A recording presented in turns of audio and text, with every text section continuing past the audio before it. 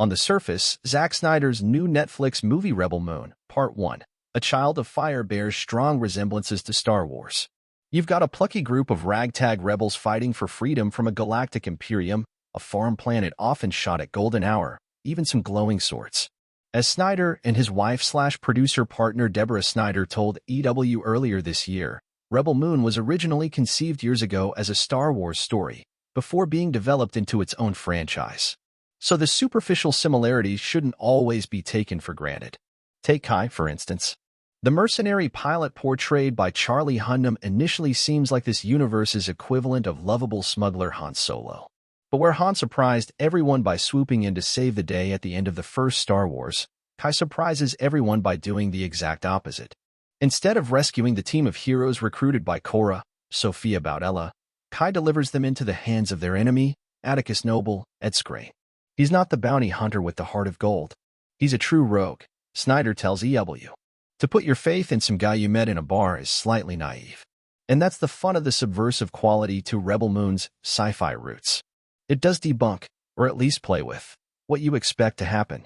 But despite Kai's most malicious intentions, his former comrades are able to break free from their restraints and dispatch him. We don't see much of his death, but there's a good chance we'll get more in the R-rated extended version of Rebel Moon, aka the Snyder Cut, that the director says will be on Netflix at some point. Regardless, don't expect to see Kai in Rebel Moon, Part 2, The Scargiver when it premieres next year. We were tempted to put him on the poster for Movie 2, just so people would be like, of course he's going to make it through. Snyder laughs. Kai's betrayal isn't the only surprise from the end of Rebel Moon. After a long, hard-fought duel, Cora finally succeeds in killing Noble, or so she thinks. In the final moments of the film, the shrouded figures known as Callus use advanced technology to resurrect Noble.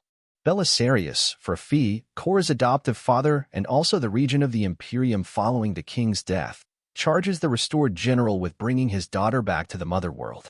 For Snyder, it was logical to carry over the same main villain from the first half of Rebel Moon to the second, citing the mechanics of having the dreadnought being on the edge of the motherworld's domain. That would mean they would have to go all the way back and get another guy.